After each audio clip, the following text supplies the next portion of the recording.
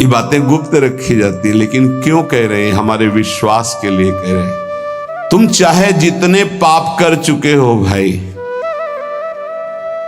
अब हो गया, आ जाओ नाम की शरण में आ जाओ, तुम बिल्कुल चिंता मत करो। कई भाई लोग आके प्रश्न करते हैं कि हमसे बहुत पाप हो गए, क्या हमारे पापों का उद्धार हो जाएगा, नाश हो जाएगा? तो ननु दुरिताक्रांताय ते कथम संशयम दास्यामि तत्राहा जय नाम धेय मुनि वृंद गेय जनरंजनाय परमक्षराकृते तुमनादरादपि मनागुदीरितम निखिलोग्रताप पटलिम बिलुम पशी। भगवान नाम जिसको अपना आश्रय दे देते हैं, कोई भी पाप ऐसा नहीं कि उसको दंड दे सके। ध्यान रखना, नहीं प्रश्न खड़ा हो जाएगा, फिर महात्माओं को एक कष्ट क्यों मिलता है? ना नवीन पाप, वर्तमान का नहीं पाप, पूर्व के संचित पाप नहीं, ये प्रारब्ध का है जिससे शरीर रचना हो गई। यहां संचित भस्म, आगे त्रुटि हो जाएगी वो भस्म, वर्तमान में त्रुटि हो गई वो भस्म। बहुत विवेक की जरूरत है सत्संग सुनने के लिए। अगर आप नहीं सुनेंगे तो प्रश्न खड़ा हो जाएगा कि सर्व पाप नाशक नाम है, आप ऐसा कह रहे तो फिर महात्मा जन क्यों भोगते हैं? ये पाप का फल वर्तमान का नहीं है, ये भूत का नहीं है, ये भविष्य में हो जाएगा तो भी उसका नहीं है। ये प्रारब्ध भोग है जो अनेक जन्मों के संचित कर्म गोदाम से निकालकर इस शरीर की रचना हो चुकी है। अब हम भजन कर रहे हैं, रचना पहले हो चुकी कि 25 वर्ष में ये होगा, 30 वर्ष में ये होगा, 45 वर्ष में ये होगा। मैं जिसको अपना आश्रय दे देता हूं, कौन? नाम। भगवान कह रहे नाम ये साक्षात सच्चिदानंदमय है। बड़े बड़े मुनिगण मेरा गायन करते हैं, मैं भक्तों के हृदय का अनुरंजन करने वाला हूं, मैं अक्षर रूप से अवतार लेता हूं। ध्यान रखिए, ये हमारे लिए भगवान का अवतार हमारे मुख में, हमारे मानस पटल में, हमारे हृदय में हो रहा क्या? राधा। ये अक्षर अवतार है भगवान का। मैं अक्षरों की आकृति धारण करता हूं, जो मेरी शरण में आ जाता है मैं उसकी जय करा देता हूं। जिते विनायक शुभ अशुभ विघ्न करे नहीं कोई, विघ्न करे नहीं कोई, डरे कलिकाल कष्ट भय, हरे सकल संताप हरस हरिनाम जपत जय। पक्का ये सत्य है, ये वैभव संपन्न है, ये अकाल है। बोलते हैं सिख भाई, जो बोले सो निहाल, सत्य श्री अकाल। कालातीत तुम्हें बना देगा, श्री संपूर्ण वैभव प्राप्त हो जाएगा। सत्य है, वैभव संपन्न है, कालातीत है, और जो इसको बोले तो निहाल हो जाए। कह रहे हैं उसकी जय हो जाती है। एक एक शब्द पकड़ो, हृदय आनंद में भर जाएगा।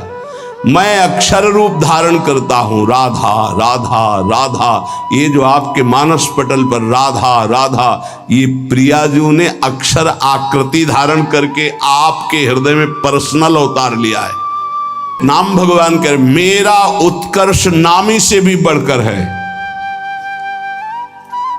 नामी ने तो एक अहिल्या जी का उद्धार किया, वर्णन आता है चरण स्पर्श करा के, और नाम जब स्पर्श किया तो करोड़ों अहिल्या परम पद में पहुंच गई, कौन जानता है। भगवान जब अवतार लेते हैं तो बड़े बड़े असुरों को मारते हैं, नाम जब अवतार लेता है तो ऐसे जिनको जानता भी नहीं कोई कितने पापाचारी, और वो सब भगवत पद को प्राप्त हो गए। नाम का उत्कर्ष नामी से भी बढ़कर के है।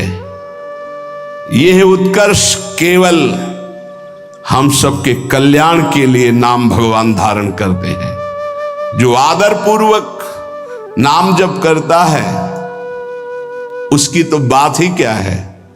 सादर सुमिरन जे नर कहें, गोपदीयु भवसागर तरे।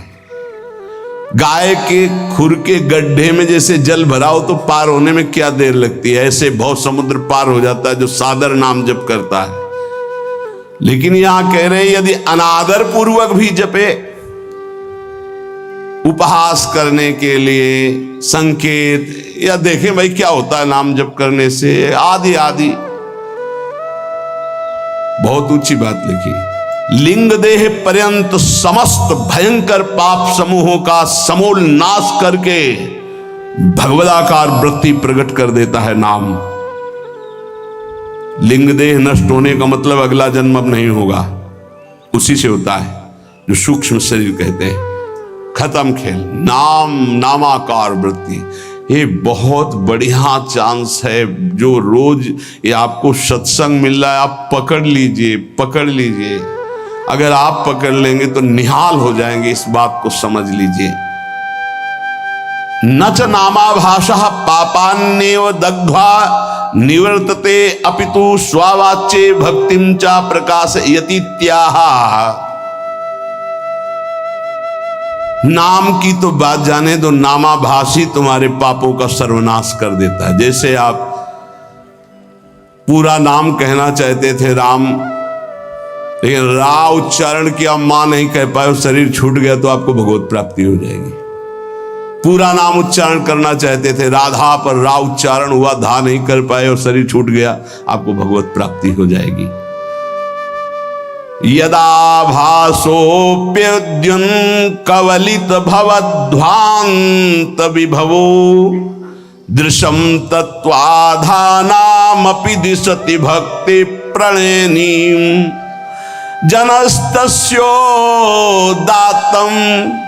जगति भगवन्नाम तरणे कृतीते निर्वक्तुं का इहि महिमानं प्रभवति।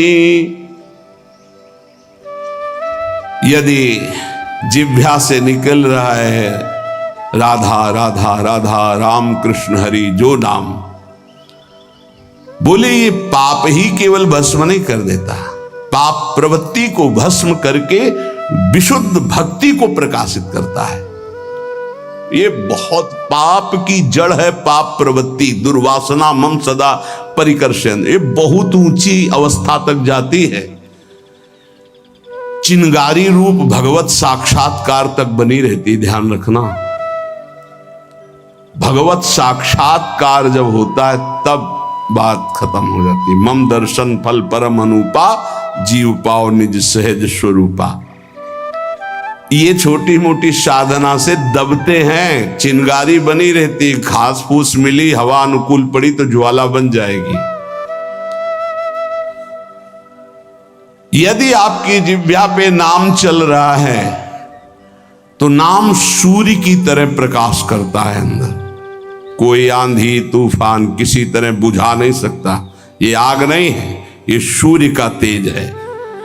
संसार में कौन ऐसा प्रवीण होगा जो नाम की संपूर्ण महिमा कहने में समर्थ हो? कहूं कहां लगी नाम बड़ाई, राम न सकहीं नाम गुण गाई।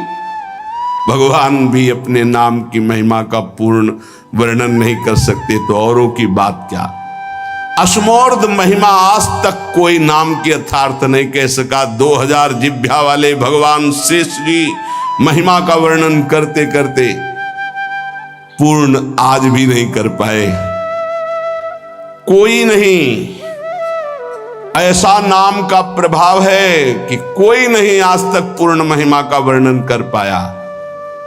तत्व दृष्टि से जो विहीन जन हैं उनको भी तत्वबोध प्रदान करने वाली सामर्थ्य नाम में विराजमान है। अथैकांतिक भावो नोपासितम नाम भोगैक विनाश्यमपि प्रारब्धम विनय भोगाद विनाशयतीत्याह।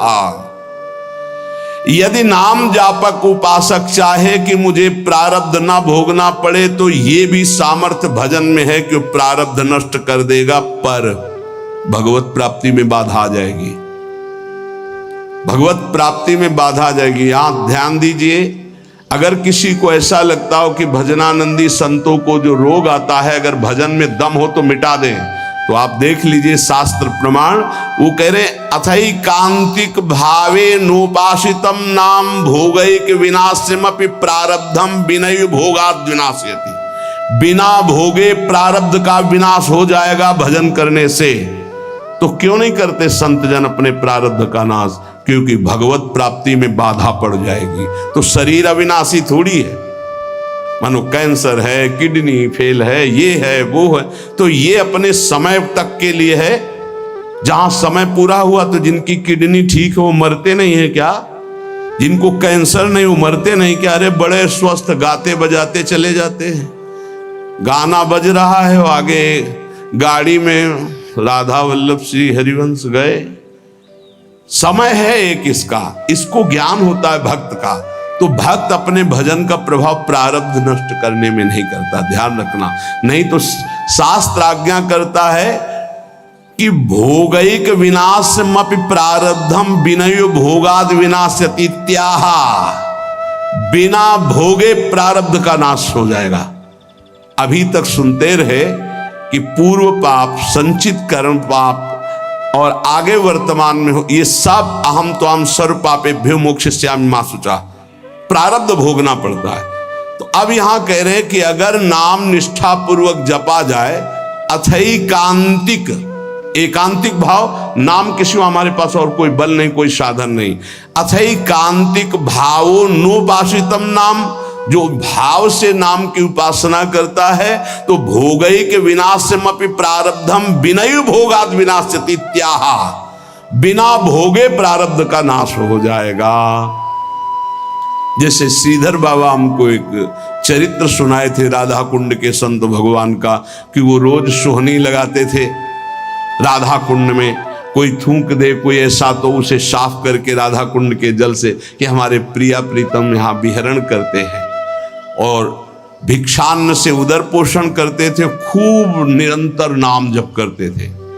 एक दिन वो राधा कुंड की सेवा करके बैठे ही थे कि एक काला दुर्गंध युक्त पुरुष आया। उसने कहा बाबा मुझे स्वीकार करो। तो बोले कैसा? बोले मैं 12 वर्ष का गलित रोग कुष्ठ हूं जो तुम्हारे शरीर पे आना चाहता हूं, पर इतना भजन है कि मैं बिना आपकी आज्ञा के आ नहीं सकता। मैं प्रारब्ध हूं आपका, 12 वर्ष गलित कुष्ठ। उनका भाई इतना समय नहीं हमारे पास कि मैं भोगूं, ये हमसे तुमसे नहीं पूछा जाएगा। हाँ ही ऐसे बड़े भजनानंदी गुरुजनों की बात है, उनका हमारे पास समय नहीं है। दूसरे दिन फिर बाबा स्वीकार करना पड़ेगा, हम 12 वर्ष का गलित कुष्ठ 6 साल में भुगवा देंगे। नहीं हमारे पास समय। क्रम से रोज आते रहे। एक दिन आए, बोले बाबा स्वीकार कर लीजिए प्रारब्ध, या फिर भजन से नष्ट कर दीजिए। और भजन तो नहीं देंगे, भजन नहीं देंगे। तो बोले बाबा स्वीकार करो। तो बोले 24 घंटे स्वीकार करने पर आप राजी रहेंगे? तो बोले 12 वर्ष का कष्ट 24 घंटे में दूंगा, आप भोग पाएंगे? तो उनका हमारी बात तय है, तुम पूरे 12 वर्ष का जितना कष्ट है वो हमें 24 घंटे में दे दो, मैं स्वीकार करूं। बोले कोई औषधि नहीं, कोई पानी देने वाला नहीं रहेगा, दरवाजा आप अंदर से बंद करेंगे? बोले बिल्कुल अक्षरशः ऐसा। बाबा ने अपने शिष्यों से कहा दरवाजा बंद कर रहा हूं, आज इसी क्षण समय देख लीजिए, 24 घंटे तक कोई हमारे कमरे में नहीं आएगा, कोई विक्षेप नहीं पहुंचाएगा, हम खुद निकल आएंगे। जे ही का स्वीकार है, पूरा शरीर मवाद से युक्त हो गया, भीषण पीड़ा कढ़ाते रहे, हा कृष्ण। और 24 घंटे व्यतीत होने के बाद संपन्न हो गया। जब बाहर निकले तो तेजोमय स्वरूप किए। उन्होंने प्रारब्ध भोगा, ना कि भजन दिया। यहां कह रहे कि अगर आप भजन बल से चाहें, देखो अगर किसी ने वस्त्र दे दिया, किसी ने भोजन दे दिया, किसी ने कुटिया बनवा दी, तो उसका प्रारब्ध लेकर भोग लेते हैं महापुरुष। फिर अपना प्रारब्ध कैसे छीड़ कर लेंगे? विचार करो, महापुरुषों में इतनी सामर्थ्य है, वो फिर अपना प्रारब्ध क्यों? उनको विशुद्ध ज्ञान है कि शरीर नाशवान है, हम भोग सकते हैं, ये नहीं भोग सकते हैं। पर कोई भी साधक चाहे तो प्रारब्ध का नाश कर सकता है, पर साधक वही जो चाह मिटाने के लिए भजन करता है, शरीर को सुख प्रदान करने के लिए नहीं। पर हमारे शास्त्र में सिद्धांत है, अथैकांतिक भावे नोपासितम नाम भोगैक विनाशमपि प्रारब्धम विनय भोगाद विनाशयति त्याहा। एक बार भाई जी महाराज हरिद्वार में ऋषिकेश में बहुत ही हालत खराब थी, उठना बोलना बंद था, बड़े कष्ट में थे। इतने में श्री सीताराम ओंकारनाथ जी महाराज आ गए, बड़े सिद्ध महापुरुष थे। उन्होंने कहा कि कुछ मिनट भाई जी से वार्ता करनी है, तो उनका इस समय तो नहीं हो सकती क्योंकि बहुत शिथिल और बहुत पीड़ा है। बोले आप सूचना दे दीजिए। तो भाई जी से कहा कि श्री सीताराम ओंकारनाथ जी महाराज पधारे हैं आपके दर्शन के लिए, कुछ संभाषण कर। ऐसे बैठ गए जैसे आराम से लेटे हो। कहाँ है? और गए और गंगा जी के किनारे चौकी पर बैठकर दोनों महापुरुष घंटों भगवत चर्चा हुई, और फिर आए और जे भी आके सैया पे लेटे, फिर वैसे ही। क्या ये प्रारब्ध उनके ऊपर शासन कर रहा है? नहीं। बस यही भूल संसारियों से हो जाती कि अगर भजन का ये परिणाम है कि दुख ना हो तो महात्मा को कष्ट क्यों है? नहीं, बिल्कुल कष्ट नहीं है, बिल्कुल कष्ट नहीं। तुम उसे नहीं जानते हो, तुम बाहरी ढांचे को कष्ट में देखकर कष्ट जानते हो। अगर तुम्हारे अंदर वो विवेक हो, वो सामर्थ्य हो, या कोई मशीन बनी हो, उनकी छाती में लगा के देख लो, ऐसा परमानंद विश्व में किसी को नहीं होगा जैसा भगवत भजन करने वाले को होता है। भोग के द्वारा ही प्रारब्ध का विनाश होता है, ऐसा शास्त्रों में पाया गया। पर नाम में इतनी सामर्थ्य है, प्रारब्ध कर्म भोगे बिना नष्ट हो जाएगा। नहीं तो प्रारब्ध बड़े बड़े तपस्वी ज्ञानियों भक्तों ने भी स्वीकार करके भोगा है। प्रारब्ध कर्म स्फुरण होके नष्ट हो जाएगा। स्फुरण स्वप्न में देखा आपने, 4 लोग आए, मार लाठी आपको बहुत पीटा, आंख खुली, एक और डंडा ले लगे, प्रारब्ध भोग नष्ट हो गया। कुछ प्रारब्ध भोग भगवान भगवा देते हैं और हजारों प्रारब्ध भोग कटवा देते हैं। हजारों प्रारब्ध भोग स्वप्न में कटवा देते हैं। विश्वास करना, भगवान बड़े लीला बिहारी हैं।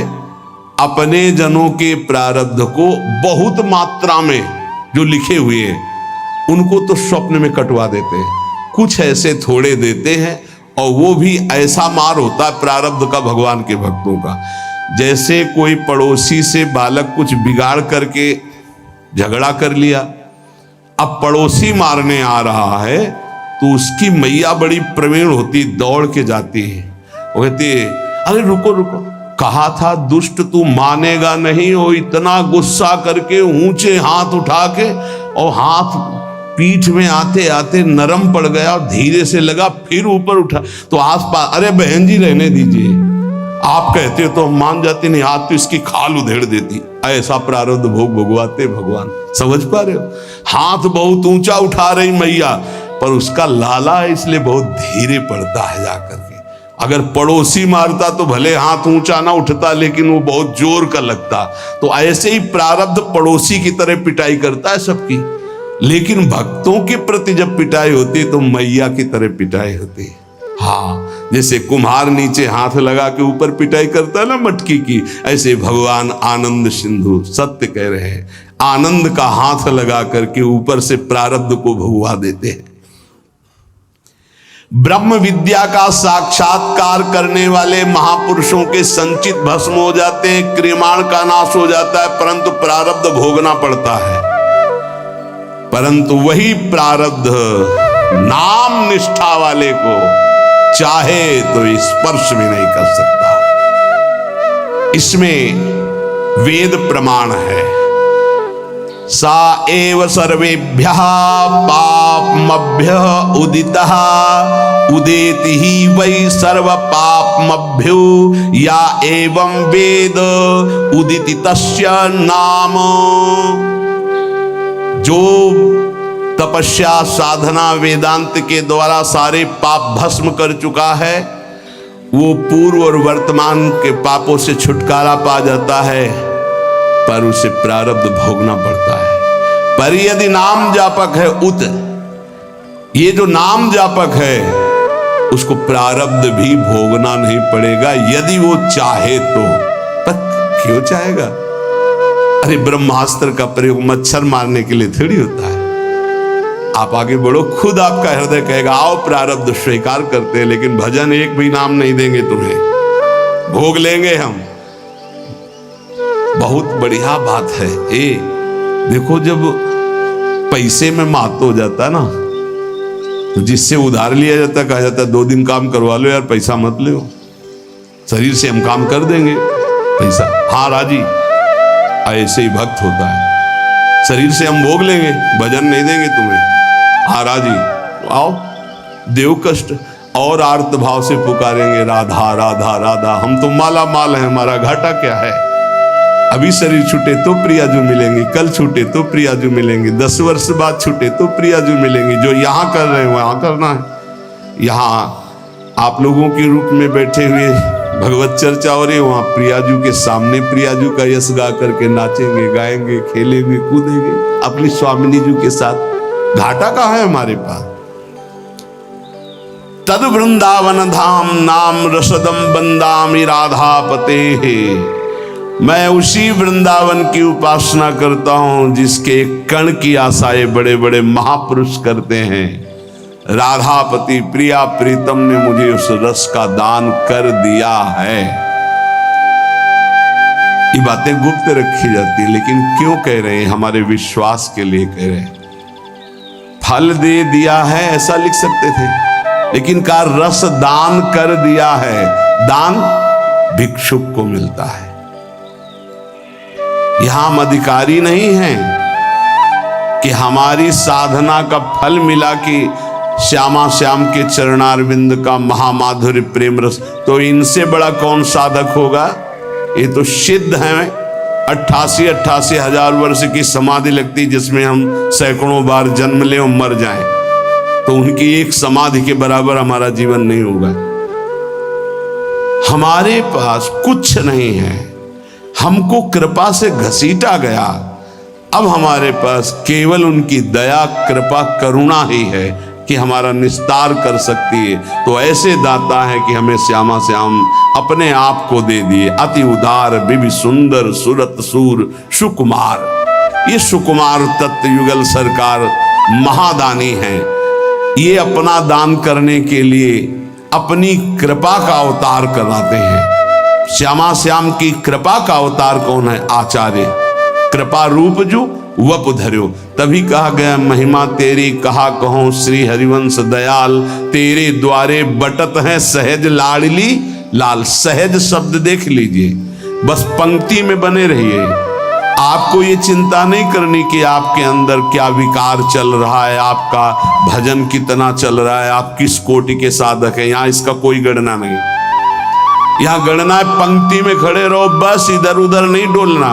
अगल बगल से पंक्ति लगी हुई है, वो आपको बुलाएंगे, बहुत समय हो गया खड़े रहते, कुछ मिला? बोले नहीं अभी तो खड़े हैं। बोले आ जाओ हमारी पंक्ति में, देखो क्या बट रहा है, आनंद लीजिए। तो ऐसा ना गलती करें। ये जो शरणागति प्रिया प्रीतम की मिली, बस इसी पंक्ति में बने रहना। तो महिमा तेरी कहा कहो श्री हरिवंश दयाल, तेरे द्वारे बटत हैं सहज लाडली लाल। इसी पंक्ति से बड़े बड़े रस सिद्ध महापुरुष हो गए हैं। वैसी पंक्ति में आप भी जा रहे हैं। और पंक्ति का एक प्रभाव होता है कि चलना नहीं पड़ता, धक्के से आगे पहुंचा दिया जाता है। जब जोरदार पंक्ति लगी हो, आप बिल्कुल सेट हो जाओ उस पंक्ति में, तो पीछे से रेला आएगा, आप आगे पहुंच जाएंगे। जैसे बरसाने लाडली जी के दर्शन करने जाए ना, ये देखा ना, धक्का लग लग करके एकदम सामने पहुंच गए और लाडली जी के दर्शन। बस अपने को पंक्ति में खड़ा कर दो। हमारी सामर्थ्य नहीं इस पंक्ति में खड़ा होने की। अगर अपने को पूछा जाए कि तुम्हें क्या चाहिए, उस पंक्ति में खड़ा करें तो बहुत घटिया मांग होगी। इतने रुपया दे दो, इतना मकान दे दो, दुल्हन दे दो, ये दे दो, वो दे दो। अगर हम पूछा जाए हृदय से सबके, ये खुल के बताओ तुम्हें क्या चाहिए, तो वो जब बोलेगा ना तो होश उड़ जाएगी। हम लोगों से मांगा जाए कि आप अपना प्राण, अपना जीवन, अपना सर्वस्व प्रभु के लिए न्यौछावर कर दो, नहीं करोगे। और काम भाव के लिए आप 1 मिनट में तैयार हो जाएंगे प्राण देने के लिए। पक्का समझ, 1 मिनट में ऐसे अमूल्य प्राणों को देने के लिए तैयार हो जाएंगे। कैसे? जानते हो कि अगर इस बात का परिणाम आया तो आपको आजीवन कैद या फांसी मिल सकती है, लेकिन आप उस बात को ना समझकर आप कूद पड़ते हैं। तो हमसे पूछा जाए हृदय की बात तो संसार प्रिय है, प्रभु नहीं। पर पता नहीं लाडली की कृपा, धक्का लगते लगते लाइन में लग गए। फिर पता चला ये लाइन क्या बटता है इसमें? बोले प्रिया प्रीतम बटते इसमें। हम तो न प्रिया प्रीतम चाहते थे, ना ये पंक्ति जानते थे। पता नहीं कैसे धक्का लगते हुए भीड़ में और ऐसी पंक्ति में लग गए जहां प्रिया प्रीतम बट रहे हैं। महिमा तेरी कहा कहो। हाँ, आचार्य चरण बैठे हैं और प्रदान करते जा रहे। श्यामा श्याम की रति, श्यामा श्याम की रति, श्यामा श्याम प्रदान करते जा रहे। बोले मुझे राधापति ने रस का दान कर दिया है, अब मुझे कुछ नहीं चाहिए। कदानु वृंदावन कुंज मंडले भ्रमन भ्रमम हेम हरिन मणिप्रभम संस्मृत्य संस्मृत्य तदद्भुतम प्रियद्वयम द्वयम विस्मृति में तुम्हें खिलम। आहा, ऐसा कब होगा कि वृंदावन की कुंज कुंज में लीला चिंतन डोलूं, नील हेम मणि युगल नाम सुमिरन ते ही को घोलूं। ऐसा कब होगा? कदान वृंदावन कुंज मंडले भ्रमन भ्रमन हेम हरिन मणि प्रभम। मेरे नेत्रों में श्री श्यामाजू और लालजू की छवि छाई है और पद गुनगुनाते हुए वृंदावन की गलियों में डोल रहे। यहां चलना ही परिक्रमा और भजन है, ध्यान रखना। पक्की बात मान लीजिए, हमारी विश्वास करना।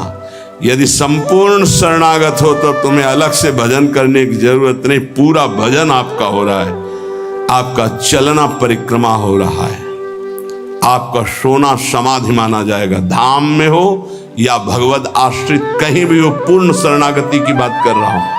आपका हर बात बोलना यश गाना होगा भगवान का, और आपकी एक एक श्वास भजन माना जाएगा। आपका भोजन पाना भी भोग लगाना पूर्ण यज्ञ माना जाएगा। निद्रा समाधि स्थिति, एक एक कदम, एक एक क्षण, अब वो भजन करना नहीं पड़ रहा, स्वाभाविक होता है शरणागति का। ऐसा कब होगा? भ्रमण भ्रमण हमारे पैर चल रहे हैं पर मुझे पता नहीं है क्यों। गौर श्याम जोरी हमारे हृदय मानस पटल पर छाई हुई है और हम गुनगुना रहे हैं। क्या अमृत है इन पदों में, बाद में जान पाओगे। अभी विष फैला है जबान में विषय भोगों का, इन नाना प्रकार के पदार्थों का, इसलिए पदों का स्वाद नहीं आ रहा। नहीं तो डूब जाओगे, डूब जाओगे, सुख में डूब जाओगे। देख सखी राधा पिय केली, देख सखी, सखी देख देख, प्रिया प्रीतम का कैसा सुंदर रूप है, देखो तो कैसे बन बिहार कर। देख सखी राधा पिय केली, ये दो खोरी खिरक गिर गहवर, बिहरत कुंवर कंठ भुजगेली। ये दो नवल किशोर रूप निधि, बिटप तमाल कनक मनोबेली। अधर अदन चुंबन परिरंभन, तन पुलकित आनंद रस झेली। ये सखी देखी, आज देख ब्रज सुंदरी मोहन बनी केली, अंश अंश बाहुदय किशोर जोर रूप रास मनो तमाल अरुझि रही सरस कनक बेल। देख सखी नव निकुंज भ्रमर गुंज मंजु घोष प्रेम पुंज, गान करत मोर पिकन अपने सुरसों, मदन मुदित अंग अंग बीच बीच सुरत रंग, तो पल पल हरिवंश पीवत नैन। ये गा तो गए 2 मिनट में, लेकिन जब शोभा उतरेगी ना तो कितने घंटे शिथिल हृदय बना रहेगा। महाप्रेम रस कब ऐसा होगा कि वृंदावन में इन पदों को गुनगुनाते हुए, लीला का चिंतन करते हुए, रूप माधुरी का पान करते हुए घूमूंगा।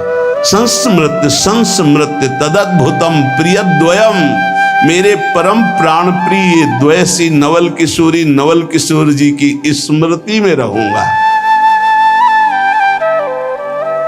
विस्मृति में तो मेखिलम, और सब भूल जाऊंगा, केवल स्मृति में मेरे प्रिया प्रीतम नाम।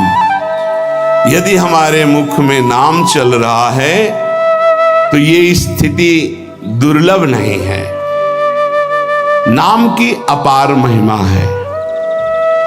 नम दुरिताक्रांताय ते कथम संश्रयम दास्यामि तत्राह।